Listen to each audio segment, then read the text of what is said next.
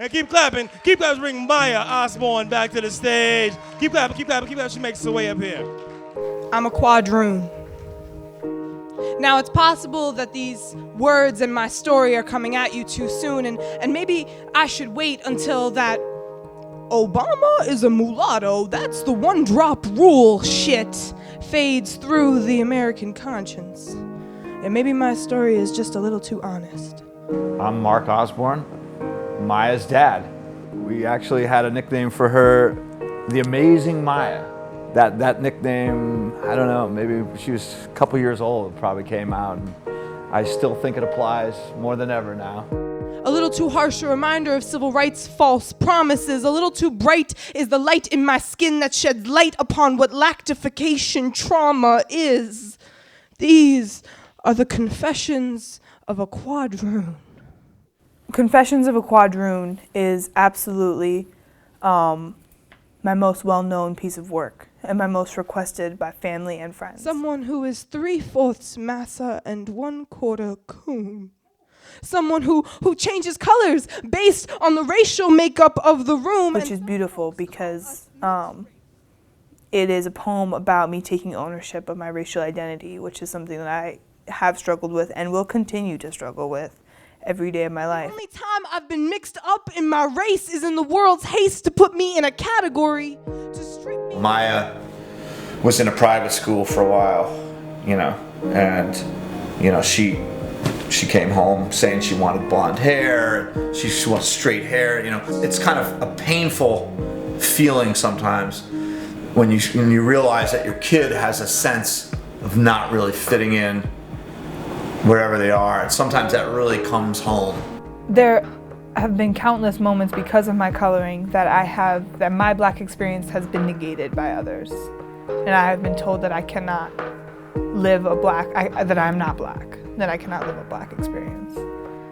But my lived experience of having to change myself between white and black proves that there's still that divide. Of my yin and yang reality, see, I wouldn't even exist before color TV. And even then, I'd be an anomaly. Go out and try to trick whitey girl type baby. Yes, these are my confessions. My name is Maya Osborne. I'm 20 years old, and today I identify as black. If you got my mom in here right now, Moni, and asked her to sit down with me and talk about, or to identify racially, simply and clearly, while I wouldn't like to speak for her, I do think that she would say biracial or mixed race. I'm like 85% sure she wouldn't say black. My name is Monica Osborne, and I am Maya's mom. My mother is from North Germany, Bremerhaven, and my father is from South Carolina. I consider myself African American.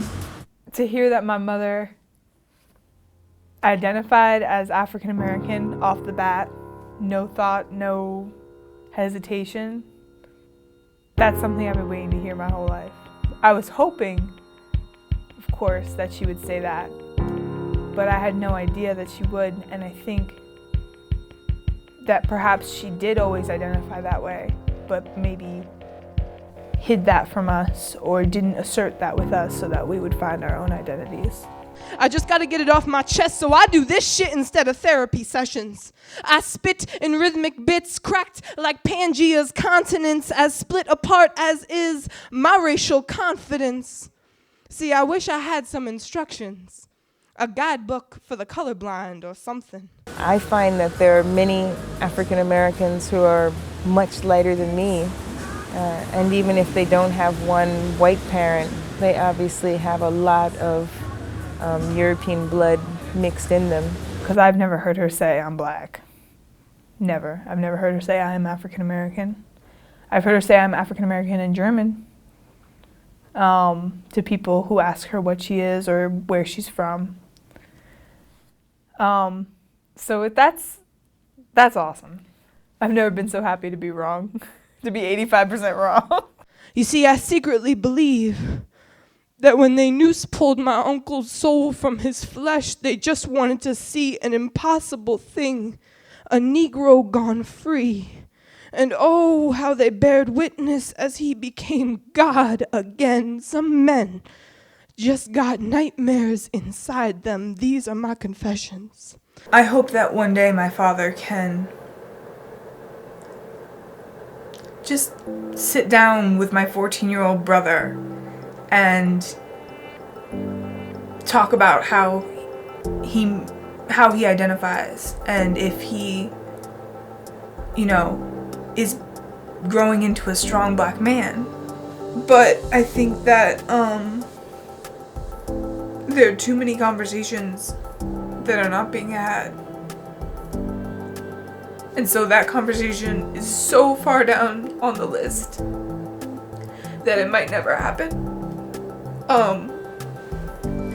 I want my beautiful 17-year-old sister, no matter how she identifies, to be able to talk to her dad about how the white girls pick on her for her frizzy hair and brown skin. I don't want her to have to reach out to her mother, who happens to be living in another country. And so that connection is lost. I want her to be able to feel comfortable enough in her own house with her father and have that conversation, because it will affect the relationships that she has with men for the rest of her life. And her image and self-worth and feeling that she is beautiful because she Something to keep these veins away from self-destruction, to keep this brain away from that color-coded corruption that I can see everywhere. These are the confessions of someone who's never felt fully there, who's never in sync, like writing blue in the classroom when everyone else has got black ink. Oh, wait, I've got a little black too. How do you feel knowing, because I asked her the question, how do you feel knowing that when asked the same exact question, how do you self-identify? That she said, and her words were that day, she says, today, I self-identify as black. How do you feel about that? Maya.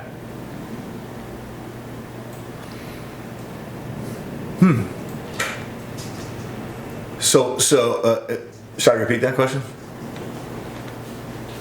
I asked Maya, Yeah. how do you self-identify? And her exact words were, today, I self-identify as black. Yeah. I think it's very difficult for Mark to accept the fact that his children would identify as being black. And I don't think it's really a racial issue. I think it's more of a father wanting to have that bond with his kids.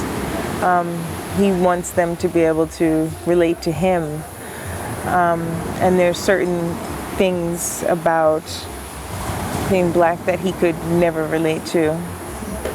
No matter how many African drum classes he takes, no matter how much world music he knows, he would never be able to understand the experience of being a black person.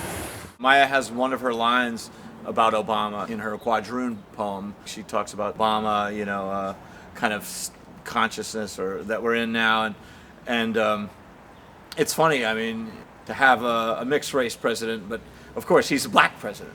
He's the black president. It's so true. I mean, it's so unfair to his white mom in a way, and I feel that sometimes too. Like when you said Maya identifies as black, well, okay, I guess I got negated out of this. I guess and in a way, society does that to create one drop of blood, or if you're an eighth of Octoroon, you're black. Man, it's unfair to be the white parent in that formula. Said, I've got a little black too. I've got a little black too. Well, great, now you can color me till I am black and blue, bruised from being beaten with my own confused roots. These are the confessions of a quadroon. Someone who never knew. No matter whether Maya marries someone black or someone white, her kids are going to be mixed raced. And it'd be really wonderful if the next generation of mixed race kids could be more accepted and feel more a part of the community and feel more love, and just to have people have a more of an understanding that what it does to a kid to always be made to feel like you were on the outside of every group. The man that I married and the father of my children will have so much love in his heart that his race or my race or the race of our kids will be such a non-issue that we will be able to raise beautiful, loving people to send out into this world next. I don't precisely know what it would take to overcome racism in this country. I think that's a big question that we all need to think on. But I do know that my lived experience of always being different and knowing that I am always in some way different than the person standing next to me has absolutely taught me to accept and value all people of all backgrounds. So they told me to pray, so I prayed to God. I prayed to God, asking him to tell me what to do, and when I asked, he told me, "Child, your life would be easier if you were to just pass. I would live an easier life if I were to just pass for white.